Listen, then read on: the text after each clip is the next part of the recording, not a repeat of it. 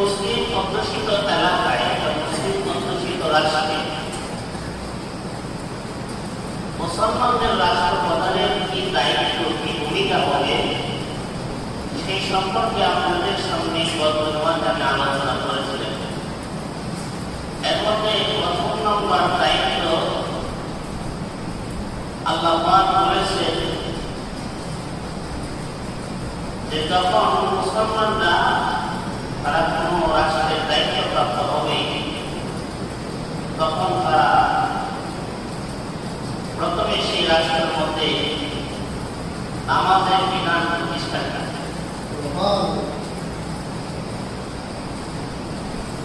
এরপরে যাকাতের বিধান প্রতিষ্ঠা করবে। এই আয়াতের সারে উল্লেখ করেছেন হযরত উসমান ইবনে আফফান রাদিয়াল্লাহু তাআলা, রাসূলের মেয়ের জামাতা এবং ধনাঢ্য একজন সাহাবী। ওনার সম্পদের আধিক্যতার কারণে ওনাকে উসমান গনি হিসাবে, অর্থাৎ ধনী উসমান হিসাবে খেতাব করা হয়। রাসূলের সাহাবীদের মধ্যে অনেক সাহাবী ছিল উসমান নামে, উসমান ইবনে মাযউন, উসমান ইবনে, এইভাবে উসমান নাম অনেক সাহাবী ছিলেন। উসমান ইবনে আফফান রাদিয়াল্লাহু তাআলা বলেন, এই আয়াতটা আল্লাহ তাআলা মুসলমানদের রাষ্ট্র ক্ষমতা, রাষ্ট্র ব্যবস্থার দায়িত্ব গ্রহণ করার আগে আল্লাহ তাআলা নাযিল করেছেন। যখন মক্কা বিজয় হবে, অষ্টম হিজরিতে মক্কা বিজয়ের সূচনা শুরু হয়ে যায়। আল্লাহ রাসূল মদিনা, মক্কা থেকে যখন মদিনায় হিজরত করে চলে গেলেন, হিজরতের কারণ ছিল একটাই, যে মুসলমানরা শুধু আল্লাহর গোলামি করতে চায়, ওদের থেকে গোলামি মুসলমান করতে চায় না। তারা নামাজ পড়তে চায়, আল্লাহর হুকুম মানতে চায়। এই কারণে মুসলমানদেরকে তাদের দেশ থেকে, মক্কা থেকে বের করে দেওয়া হয়েছে। এমনকি তাদেরকে বাধ্য করা হয়েছে, মুসলমানকে ধরে ধরে রাস্তাঘাটে পেটানো হচ্ছিল। বিপরীত তাদের বিপক্ষে লড়াই করার জন্য অনুমতি দেওয়া হয়নি। আল্লাহর পক্ষ থেকে এই আদেশ দেওয়া হয় না যে তাদের বিরুদ্ধে অস্ত্র দাঁড়াতে হবে। এমন পরিস্থিতিতে মুসলমানরা অস্ত্র করতে পারতেছে না, আবার নিজেরা নিজেদেরকে রক্ষাও করতে পারতেছে না। বাধ্য হয়ে তারা মক্কা ছেড়ে মদিনার দিকে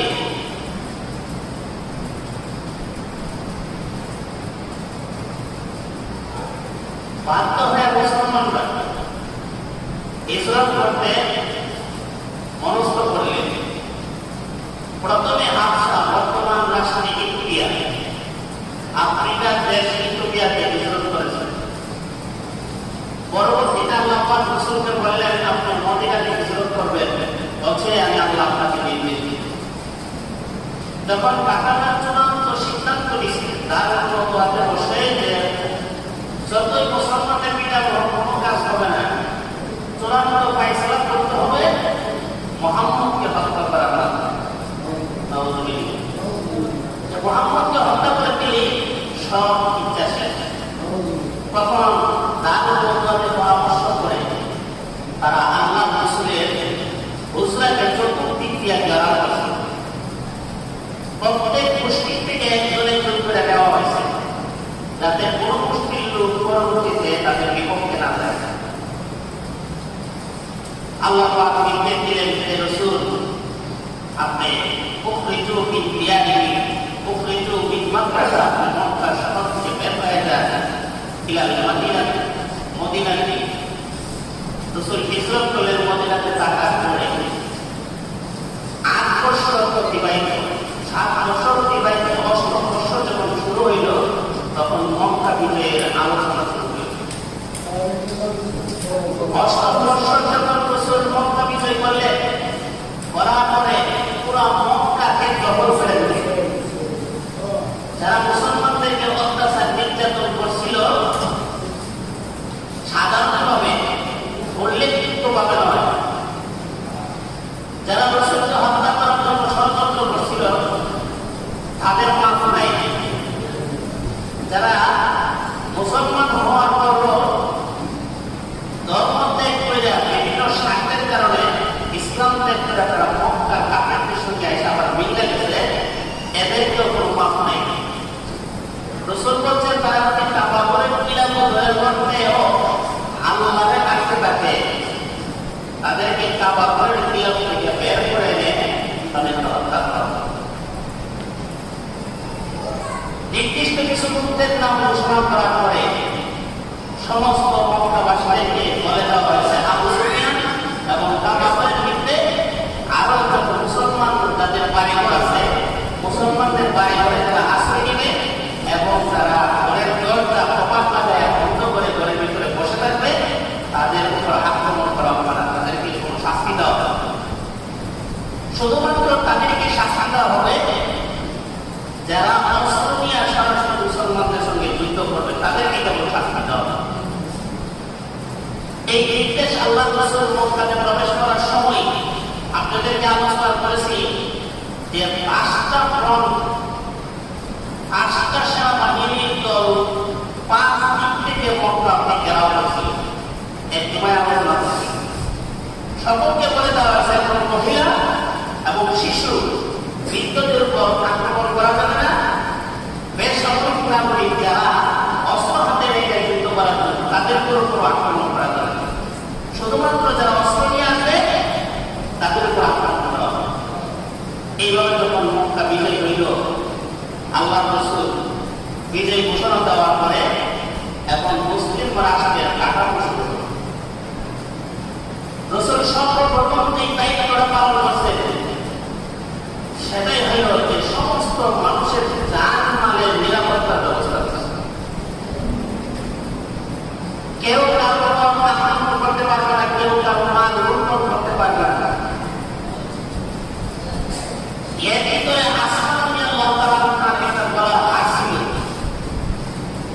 যুদ্ধ করার সময় মুসলমান সৈনিকরা এক কাফের মহিলা নিয়ে গেছিল আসমান রাদিয়াল্লাহু তাআলা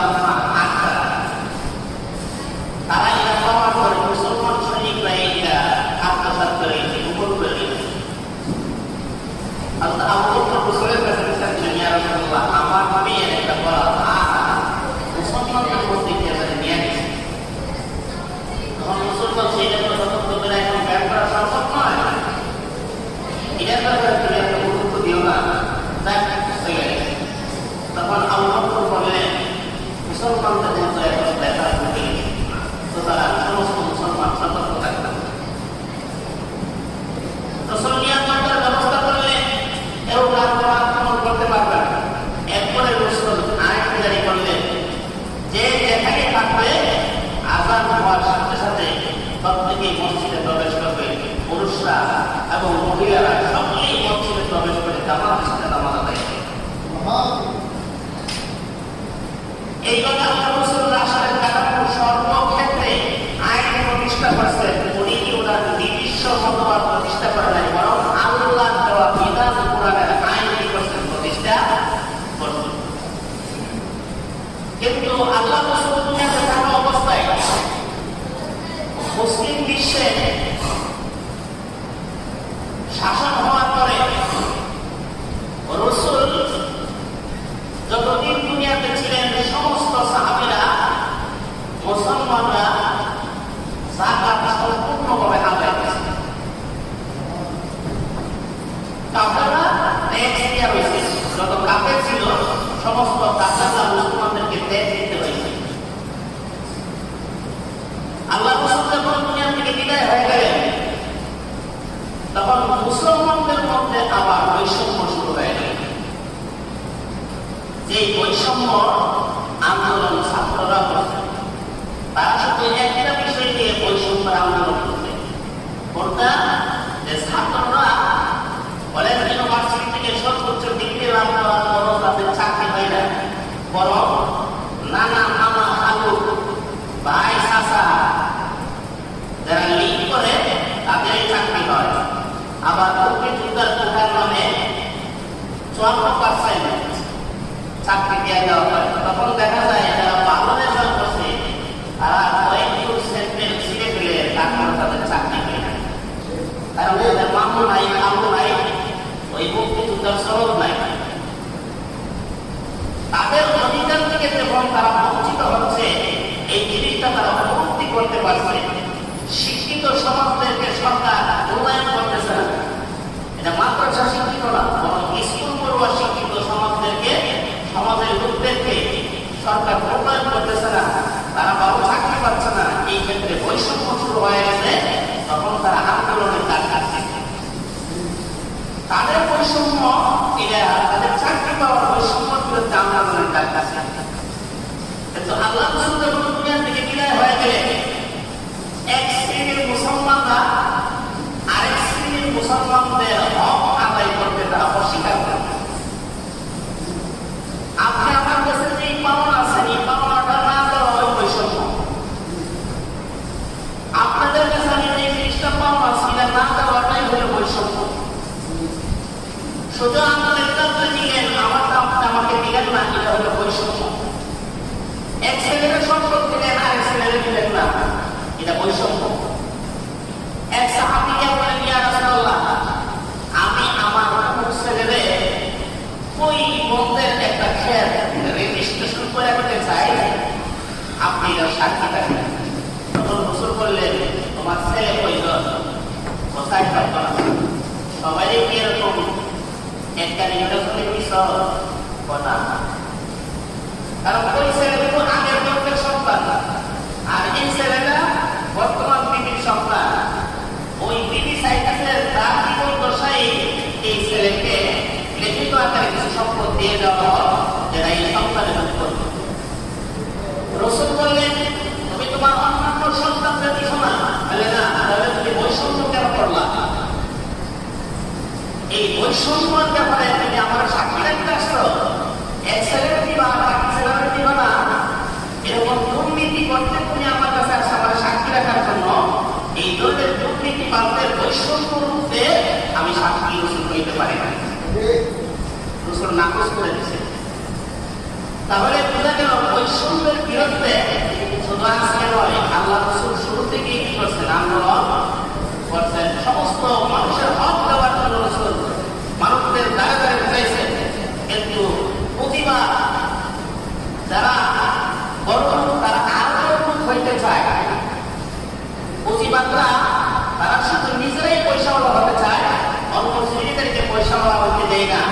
কষ্টে করুক আর না খায়া করুক, এরা তাদের দেখার বিষয় নয়। প্রতিবাদদের একটা দল হলো শত্রু।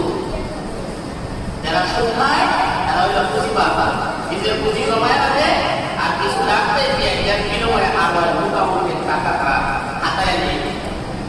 এমন কিছু ব্যবসায়িক সাধু ব্যবসায়ীদেরকে বাংলাদেশ সরকারে এই পুঁজিবাদদেরকে সুযোগ করে দিয়েছিল, যার কারণে বাজারের সমস্ত পণ্যের দাম বৃদ্ধি আকাশচুম্বী হয়ে গেছে। ছাত্র সমাজদেরকে আমাদের জীবিকা নির্বাহ করবে, আমাদের মাতা পিতা আমাদের পড়াশোনা করছে দিবে, তারা বুঝে বুঝে পারতেছিল যে ছেলেটা অবশ্যই সে প্রাইভেট পড়ায় নিজের শিক্ষাগত খরচ চালাইয়া যাচ্ছিল। তার বাবা তার খরচ করিয়া চালাইতে পারবে এরকম ক্ষমতা তার বাবার ছিল না। সে প্রাইভেট পড়ায় নিজের পরিবারকেও খরচ করতো, নিজের কষ্ট চালাইতে। এইরকম বৈষম্য কেন হইল?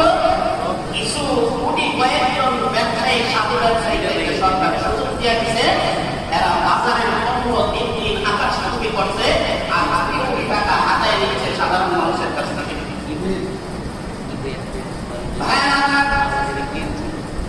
আল্লাহ নবীর সঙ্গে রাহমাতুল আলামিন যখন পৃথিবী থেকে বিদায় হয়ে গেলেন, মুসলমানদের মধ্যে, মুসলিম সমাজের মধ্যে বৈষম্য শুরু হয়ে গেল। যারা পুঁজিওয়ালা, টাকাওয়ালা, পয়সাওয়ালা, যাদের মোটামুটি ব্যাংক ব্যালেন্স ছিল, মাঠ ছিল, ভক্তি ছিল, টুম্বা ছিল, যাদের উপর জাকাত খরচ হইল, এই সমস্ত পুঁজিবাদ সম্পদশালী সম্পদশালী সাহাবীরা তারা বিগড়ে বসল। তারা এক সুরে সকলে এক সুরে একক কথা পছন্দ করে বলল, এখন থেকে আমরা আর কেউ যাকাত দিব না। এখন থেকে আমরা কেউ যাকাত দিব না। রাসূল দুনিয়াতে নাই, আমরা যাকাত দিব না। ভাইরা আমার, যাকাত হলো সমাজের সবচেয়ে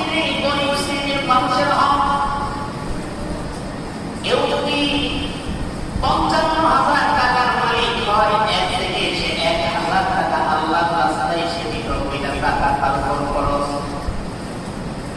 একটা লোক ৫৫,০০০ টাকার মালিক হওয়ার পরে যদি ১,০০০ টাকা একজন অসহায় গরিব দরিদ্র লোককে দিতে না পারে, দিতে না চায়, আল্লাহর বিধানকে সে মানতে চায় না, এই বিধানকে যখন দলীয় তারা অস্বীকার করলো, আমরা এই টাকা দিব না। পরিবর্তন মুসলিমের আবু বকর সিদ্দিক রাদিয়াল্লাহু তাআলা বললেন, যারা টাকা দিতে অস্বীকার করবে তাদের বিরুদ্ধে আমি এমনই আইন প্রণয়ন করতেছি, প্রত্যেককে ধরে তাদেরকে হত্যা করা হবে। যারা যাকাত দিতে অস্বীকার করবে তাদেরকে হত্যা করা হবে। সুতরাং আল্লাহ রাসূলের জমানায় যে একটা সুতার কিনা যাকাত দিত, কিংবা উট বকরির একটা রশি, গলার রশি যাকাত দিত, বা পায়ের একটা পুরাও যাকাত দিত। এখন আমি আবু বকরের খেলাফতের শাসনামলে যদি না দেয়, আমি আবু বকর তাদেরকে ফাঁসির কাছারি, তাদেরকে মৃত্যুদণ্ড কার্যকর করে আইন প্রণয়ন করব। আবু বকর সেই আইন প্রণয়ন কেন?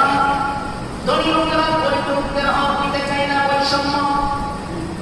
গেল সরকার জনগণের হক দিতে চাইনি, সে নিজের হকটা আদায় করেছে, ছাত্রদের হক দিতে চাইনি। যারা মানুষের জন্মকারী, যারা মানুষ, তাদের দেশে তাদের অঞ্চলে গ্যাস সারা দেশে সাপ্লাই হয়, কিন্তু ব্রাহ্মণবাড়িয়ার মানুষেরা, এই বিবারিয়া শহরের মানুষেরা গ্যাস পায় না। এটা বৈষম্য, এটা আমাদের হক, আমরা আগে পাবো না। কিন্তু না দিয়ে গ্যাস ইন্ডিয়া সাপ্লাই দেওয়া হচ্ছে। এইভাবে বিভিন্ন খাতে যখন বৈষম্য শুরু হয়ে গেল, আলেমদের হক দিচ্ছে না, ইসলামের বিরুদ্ধে আইন প্রণয়ন করতেছে, বিভিন্ন ধর্মের উপর অতর্কিত হামলা করে তাদের প্রতিমাত্র ভেঙে দেওয়া হচ্ছে। এই সমস্ত ষড়যন্ত্র করে করে আলেমদের গায়ে সাধারণ মুসলমানদের উপর মামলা দেওয়া শুরু হয়েছে। কোটিপতিরা কোটিপতি হচ্ছে। সালমান রহমানের মতন, হাসানুল হক ইরোর মতন, ওবায়দুল কাদের মতন লোকেরা কোটি কোটি টাকার সম্পদের পাহাড় বানাচ্ছে। আর আমার দেশের সাধারণ মানুষ রিক্সার ড্রাইভার, ভ্যান চালক, খেতে খাওয়া মানুষগুলি এক বেলা বাজার করলে আরেক বেলার বাজার থাকে না। এইভাবে প্রত্যেকটা সেক্টরে আইনমন্ত্রী আসাদুজ্জামান খান সে দারোয়ান বাজার থেকে মাসে 1.5 কোটি টাকা সে মানুষের কাছে পুরস্কৃত। এই কোটি কোটি টাকার সম্পদ তারা পাহাড় জমাইয়া এই দেশটাকে দেউলিয়া বানায় দিয়েছিল।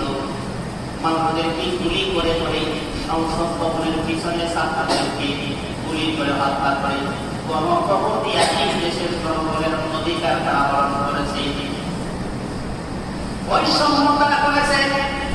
এই জন্য আল্লাহ পাক বলেন, যখন মুসলমান শাসকদের চেয়ারে আসনে করবে, খেলাফতের দায়িত্ব গ্রহণ করবে, তার সর্বপ্রথম দায়িত্ব হইল মানুষের নিরাপত্তার ব্যবস্থা করা, নামাজের বিধান কায়েম করা। প্রত্যেক শ্রেণীর মানুষ নামাজ পড়তে হবে। এরপরে যাকাতের বিধান চালু করবে। যাকাতের মাধ্যমে সমাজের সর্বশ্রেণীর মানুষের অভাব দূর হয়ে যাবে। আপনারা বুঝেন, যারা কোটি কোটি টাকার মালিক হয়েছে তারা যদি যাকাত দিত, যে আসাদুজ্জামান খান, স্বরাষ্ট্রমন্ত্রী আসাদুজ্জামান খান দাওয়াত বাজার থেকে 1.5 কোটি টাকা প্রতি মাসে সে চাঁদা আদায় করত।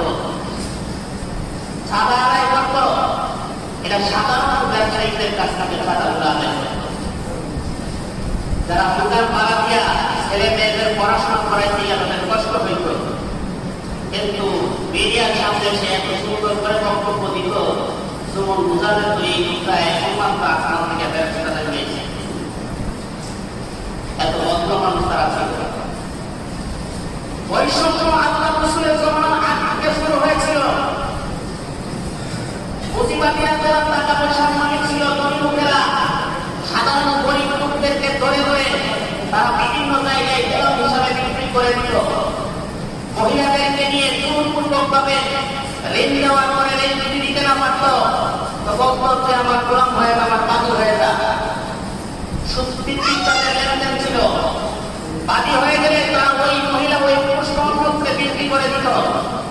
গোলামদেরকে কাজকর্মে ব্যাপার সৃষ্টি করলে কাজকর্ম ঠিকভাবে না করলে তাদেরকে বিভিন্নভাবে টর্চারিং করা হতো, মারপিট করা হতো।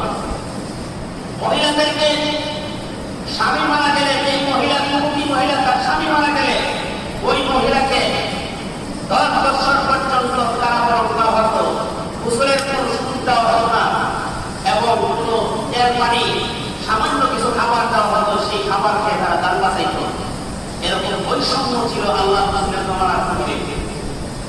রাসূল যখন দেখলেন এক শ্রেণীর মানুষ কোটিপতি হয়ে যাচ্ছে আর এক শ্রেণীর মানুষ পদদলিত হচ্ছে, তাদের কোনো অধিকার দেওয়া হচ্ছে না, তখন রাসূল ঘোষণা করলেন কেউ যদি কাউকে একটা চড় মারে তাহলে তার শরীর কাফারা হইল গোলাম আজাদ করা, অর্থাৎ কাউকে গোলাম বানায় রেখে তারা আজাদ করে দেওয়া। জিনা করলে গোলাম আজাদ করা, জিহাদ করলে গোলাম আজাদ করা। এইভাবে সমাজ থেকে মানুষকে গোলামের চিন্তিত থেকে মুক্ত করার জন্য আল্লাহ রাসূল সর্বক্ষেত্রে কাফারা বলছেন গোলাম আজাদ করো, যাতে একজন মানুষ আরেকজন মানুষের প্রতি গোলাম না থাকতে পারে। দুঃখের বিষয় আমাদের স্বাধীন হইল ৫৩ বছর আগে। স্বাধীন হওয়ার পরে এই স্বাধীন দেশের মানুষ স্বাধীনভাবে কথা বলতে পারেনি। কেন সরকার সে তার একভাবে রাজনীতি করে দেশ চালায় গেছে। তার মিশন ছিল, প্রথম নম্বর মিশন ছিল তার বাবাকে তারা হত্যা করছে। এই হত্যা বিরুদ্ধের প্রত্যেকে পুলিশ বিচার করবে। বিচার করতে গিয়ে যারা এখানে না করবে কথা বলবে তাদেরকে আইনের আওতায় ফাঁসি দেওয়া হবে। তার প্রথম মিশন ছিল এটা। এই দেশের জনগণের প্রতি তার কোনো মহব্বত ছিল না। সে সর্বপ্রথম পদক্ষেপ ছিল আন্তর্জাতিক ট্রাইব্যুনাল গঠন করে তার বাবা হত্যাকাণ্ডে যারা জড়িত তাদের বিচার করা। সে সেই বিচার করতে গিয়া নির্দোষ মানুষদেরকেও ফাঁসি দিয়েছে, যারা আদৌ কোনদিন রাজাকারের সাথে সম্পৃক্ত ছিল না, যারা তার পিতার হত্যার সাথে জড়িত ছিল না, শুধুমাত্র প্রতিবাদ করার কারণে তাদেরকে ফাঁসি দিয়ে হত্যা করেছে। মানুষদেরকে গুম করেছে সে। 2 নম্বর তার টার্গেট ছিল এই দেশটাকে মূর্তিতে রূপান্তরিত করা, এই দেশের গলিতে গলিতে বিভিন্ন জায়গায় মূর্তি স্থাপন করা। সেটা সে করেছে এবং ভারতকে খুশিও করেছে মূর্তি স্থাপন করে। 3 নম্বর তার টার্গেট ছিল নারী ক্ষমতায়ন করা, নারীদেরকে সমাজে নেতৃত্ব দেওয়ার স্থানে নিয়ে আসা। এর দ্বারা সে চেষ্টা করছে, সাকসেসফুল হয়েছে, কিন্তু আমাদের সমাজটাকে একবারে ধ্বংস করে সে দিয়ে গেছে। যত জেলার ভিতরে এমপির পাশাপাশি মেয়র মহিলা হোক বা এমপি মহিলা হোক, ছাত্রী নেত্রী হোক, এমন হাজার হাজার মহাপুরুষের ইজ্জত লুণ্ঠন করে নেতারা তাদেরকে গর্বের সন্তান দিয়ে দিচ্ছে। কলেজ ইউনিভার্সিটিতে ঢাকা বিশ্ববিদ্যালয়ের প্রফেসরের বক্তব্য, সে বলছে যারা ছাত্রলীগ করেছে এই ছাত্রলীগ ছেলেরা সুন্দর সুন্দর মেয়ে পড়ুয়া ছাত্রীদেরকে তাদেরকে বলছে তোদেরকে আমরা আমাদের সেখানে নেতৃত্বের অধিকারী দেব, আমাদের সাথে চলে আসা, বিনিময়ে বিছানা গ্রহণ করতে হবে। এইভাবে যদি রাজি না হইতো তাদেরকে জোরপূর্বক ভাবে তাদের ইজ্জত হরণ করেছে এই ছাত্রলীগ। বহু সময়ের সন্তানরা এই ঢাকা বিশ্ববিদ্যালয় থেকে পড়াশোনা ছেড়ে দিয়ে বাড়িতে চলে আসে। কেউ ডাক্তার হওয়ার স্বপ্ন দেখছিল, কেউ ইঞ্জিনিয়ার হওয়ার স্বপ্ন দেখছিল, কেউ প্রফেসর হওয়ার স্বপ্ন দেখছিল। কিন্তু এই আয়নাগুলোর কারণে, এই কুকুরদের কারণে তারা তাদের ইজ্জত সম্মান নিয়ে ভার্সিটির আবার ভার্সিটির এই ছাত্রাবাসে থাকতে পারে নাই, তারা বাড়িতে চলে আসে। এই সমস্ত অপকর্মের কারণে অনেক পড়ুয়া ছাত্রগুলো তারা ধৈর্য ধারণ করতে পারে নাই। শেষ পর্যন্ত তারা তাদের শিক্ষকদের সাথে পরামর্শ করে তারা আন্দোলনে নামতে বাধ্য হয়েছে। এখন কিছু ছাত্রী নেতা আছে, সে শেখ মুজিবের নামে দুয়াশা মসজিদ গিয়া তার যে সমস্ত অপকর্ম করে গেছে, এই দেশের যত ছাত্রী নেত্রী ছিল সমস্ত ছাত্রী নেতৃত্বের সঙ্গে অপকর্ম করেছে তারা। এগুলো আস্তে আস্তে প্রকাশ পাচ্ছে। এর নাম কি দেশের স্বাধীনতা? এগুলো বৈষম্য শুরু হয়ে গেছে। এই জন্য আল্লাহ রাসূল বলছেন, কোন জাতি যখন তাদের নির্দিষ্ট আদর্শ থেকে দূরে সরে যাবে, ওই জাতির যত নিশ্চিত অনিবার্য হিসাবে গঠিত হবে। আমাদের দেশে 50 বছর পর আমরা শান্তি পাই না কেন? এই সুদদের কারণে। এই সুদেরা দেশটাকে লুণ্ঠন করে শেষ করে দিয়েছে। আজকে এই এলাকার পরে স্বর্ণের কেজি কেজি স্বর্ণ পাওয়া যাচ্ছে, আপনার ভর্তি টাকা বান্ডিল পাওয়া যাচ্ছে, আর দেশের খেতে খাওয়া মানুষগুলো ঘুমাইতে পারছে না। তাদের এত মানুষগুলোকে যারা হাঁটতে পারছে, আল্লাহ রাসূল বলছেন, মান কাতালা মুতাআম্মিদান মান কাতালা মুসলিমান মুতাআম্মিদান, কেউ যদি কাউকে ইচ্ছাকৃতভাবে কোনো মুসলমানকে হত্যা করে, তার জাযাউ জাহান্নাম, তার ঠিকানা হলো জাহান্নাম। হাজার হাজার এই দেশের ছেলেদেরকে হত্যা করছে, 7 বছর ধরে আলেমদের গায়ে গুলি করে। সে বক্তব্য দিছে কি যে আলেমরা নাকি বাড়ি থেকে বালতি দিয়া বোতল দিয়া রং দিয়া বিভিন্ন মাইমায় রাস্তার মধ্যে ঘোরাঘুরি করছে। এই সুন্নি যাওয়ার আগেই কয়েকশো হাজার কোটি টাকা চুরি করে গেছে। আপনারা অনেকের কষ্ট লাগতে পারে, অক্ষতা আমাদের বলার নাই। শুধু এইটা না, এর আগের সরকার যে ছিল এও একটা সুর আছে। এক সুর এখন লন্ডনে আছে না, আরে সুর এখন লন্ডনে আছে না, দেশ আসতে পারে না কেন? এই সুর দেশের সম্পদ চুরি করে নিয়ে বাকিতে বাড়ি আসছে, আর দেশের মানুষ না খায় মরছে। এই জন্য এই সুরদেরকে চিহ্নিত করে আইনের আওতায় এনে বর্তমান সরকারের প্রতি আমাদের সমস্ত মুসলমানের দাবি, সর্বস্তরের মানুষের দাবি, সঠিক সংবিধানের আইনের ভিত্তিতে প্রত্যেক মানুষের অধিকার নিশ্চিত করার জন্য আমরা আমাদের পক্ষ থেকে সরকারের প্রতি উদাত্ত আহ্বান করছি। আমাদের সমাজে কোন ধরনের বৈষম্য থাকবে না আমরা ধারণা করি। ইসলাম সবসময় বৈষম্যের বিরুদ্ধে ছিল, আজও আছে, কেমন পর্যন্ত থাকবে। এখন একদম ক্ষমতায় আছে, তারাও যদি বৈষম্য করে তাদের বিরুদ্ধে ভবিষ্যতে আমাদের কণ্ঠ সোচ্চার থাকবে। যারা অতীতে করে গেছে তাদের বিরুদ্ধে আমাদের কণ্ঠ সোচ্চার ছিল। বর্তমানে যারা পদত্যাগ দিয়ে তারা ক্ষমতা ছেড়ে দিয়ে দেশ থেকে পালাইছে, তাদের বিরুদ্ধে আমাদের যেরকম সোচ্চার আছে, ভবিষ্যতে যারা প্রতিনিধি করবে দেশের সাথে দেশের জনগণের সাথে গাদ্দারি করবে, তাদের বিরুদ্ধে আমাদের কণ্ঠ সোচ্চার থাকবে। শুধু মনে করেন না যে আগে বসি না, অতীতে কোন সরকার 50 বছরের ভিতরে সেই পরিমাণ আলেম এই আওয়ামী সরকার হত্যা করেছে, কোন সরকারের আলেম হত্যা করে নাই। আলেমদেরকে আইনা করে নিয়ে নির্যাতন করেছে, জেলখানা জুলমানি দেয় নাই এই সরকারের শাসক গোষ্ঠীর লোকেরা। মুক্তি আমিনে কেউ জুলমানি দেয় নাই, সাহিত্য হাদিসের কেউ কনসার্ন করে তারা পানি দিয়েছিল করার জন্য। এই সমস্ত অপকর্ম তারা করেছিল। আল্লামা মাহমুদ সাহেবকে তারা চিনার অনুবাদ দিয়ে জাতির সামনে কলঙ্কিত করতে চেয়েছিল। আল্লাহ যারা এই কলঙ্কের চাকর সাথে ছিল, আজকাল সেই কলঙ্কে কলঙ্কিত হয়ে তারা এই গলার মালা নিয়ে পিতার মালা নিয়ে ঘুরতে আছে। আজকে সারা বিশ্ব বলতেছে যে খুনি হাসিনার স্বামী হইল মোদি, তার স্বামী হইল খুনি। কেন এই কথা বলে?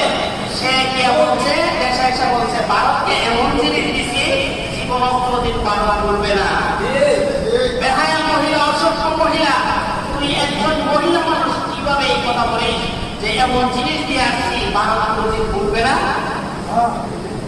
নির্লজ্জ একটা কৌশলী গলা থাকলো, গলা সামঞ্জস্য রাখলো। একজন মহিলা মানুষ কিভাবে বলে তার এমন জিনিস দিচ্ছি সে জীবনও ভুলবে না? দেওয়ার মানে অর্থ হইল ভারতকে খুশি করতে গিয়ে যা যা করা এই সরকার তা করেছে। সুতরাং এই সরকার বাংলাদেশের সরকার ছিল, এই সরকার ছিল ভারতের সরকার, এই সরকার ছিল তার পরের বিচার করার সরকার, এই সরকার ছিল নেতা নেত্রীদেরকে অপকর্ম করে দেওয়ার সরকার, এই সরকার ছিল মানুষ খুনের সরকার, এই সরকার ছিল আলেমদের সরকার, এই সরকার ছিল দুর্নীতিবাদ সরকার, এই সরকার ছিল লুণ্ঠনকারী সরকার। এই জন্য এই সরকারের জন্য ছেলা চামড়া আছে, এগুলো যদি মাথা চালাতে উঠতে চায় সাথে সাথে তাদেরকে প্রতিহত করবে। সে যেই হোক, আমার বাপ হোক আমার ভাই হোক, এই জালেমদেরকে সামনে আগাতে দেওয়া হবে না। ইনশাআল্লাহ আমরা সকলেই দেশের ব্যাপারে সব দিক থেকে সচেতন থাকবো। শিক্ষিত মহল ছাত্র ভাই যারা আছেন, আপনারা সংবিধান রচনা, সংবিধান রাখবেন, সংবিধান করবেন, সংবিধান আমাদের কি অধিকার আছে বুঝবেন, সমাজের মানুষের কাছে সংবিধানের অবস্থা তুলে ধরবেন, তাহলে প্রত্যেকটা নাগরিক সচেতন হবে, যার তার অধিকার আদায়ের জন্য তারা সোচ্চার হবে।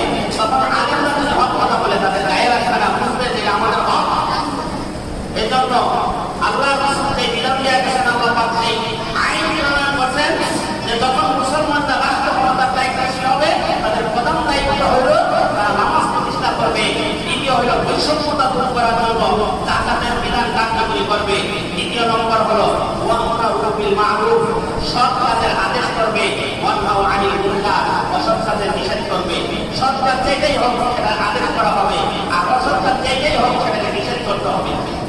কোন ব্যক্তি যদি অন্যায়কারীকে সমর্থন করে, কোন ব্যক্তি যদি অন্যায়কারীকে সমর্থন করে, তার জিন্দেগির যত নেক আমল আছে সব বাতিল হয়ে যাবে।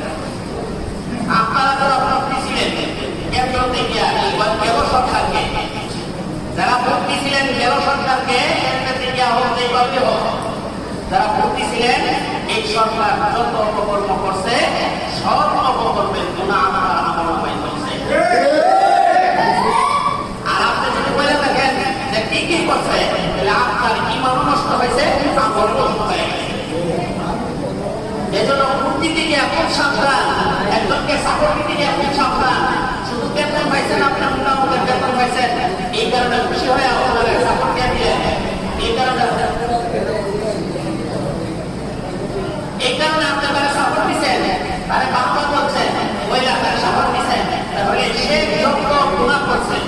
আপনারা একটা চিন্তা করেন, কলেজ পড়ুয়া ভার্সিটি, কলেজ পড়ুয়া ভার্সিটির যত মহিলাদের জিনা ব্যবস্থা, এই ছাত্রলীগের ছেলেরা যত নেত্রীর সঙ্গে তারা অপকর্ম করে পেটে বাচ্চা দিচ্ছে, এবং যতগুলো লাশ তারা হত্যা করে, খুন করে, আয়না করে, ভর্তি করে হত্যা করেছে, যত আলেমদেরকে তারা কষ্ট দিচ্ছে, আলেমদের গায়ে প্রস্তাব করছে, আলেমদের গায়ে বিভিন্ন নারীকে উঠে দিচ্ছে, এই সবগুলোর গুনাহ তারা সবাই আপনারা